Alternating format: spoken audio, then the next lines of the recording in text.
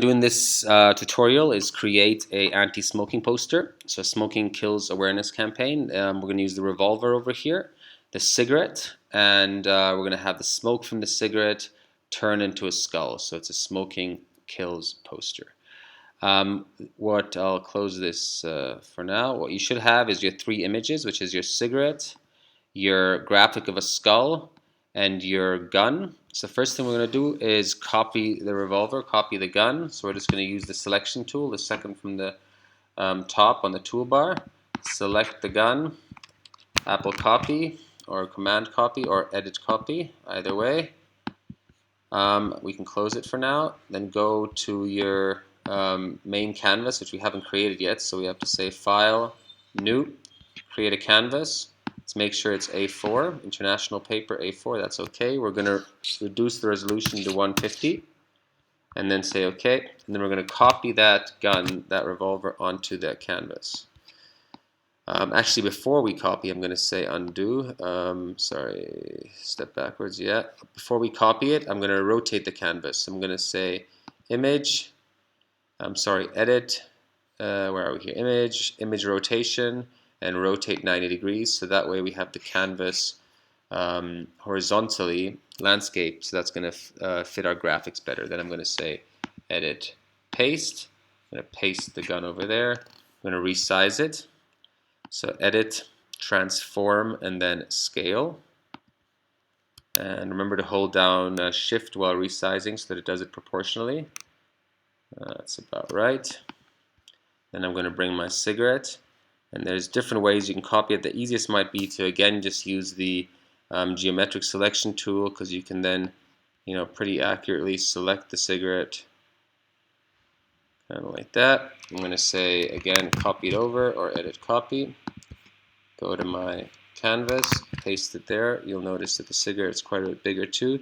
So you can decide if you wanted to blend like my previous one did, if you wanted to, only take up the top of the barrel. In my case, what I'm going to do is I'm going to make it slightly bigger. So edit, transform, scale again. And I'm going to, so it fits the barrel nicely. I'm going to resize it so that it's about this size. And I'm actually going to go on the layer below it, on the revolver layer, on this layer, and I'm going to take the eraser tool and erase some of the parts that I deem unnecessary. I want it to, I don't know, let me just move it nicely, go back here. I want it to blend more, so what I'm going to do is I'm going to use the eraser tool like we did for the Marley. I'm going to make the size a bit bigger. Hardness 0, and then I'm going to just erase sort of the end of the cigarette so that it sort of looks like it's blending nicely with the gun. Okay, so I'm going to select both layers, position it nicely on my canvas. Now what's left is to do the smoke. And to create the smoke, in fact, I find the easiest way to create smoke is just to create a layer above it. So within my layers palette at the bottom here, I have add a new layer. It's next to the trash bin.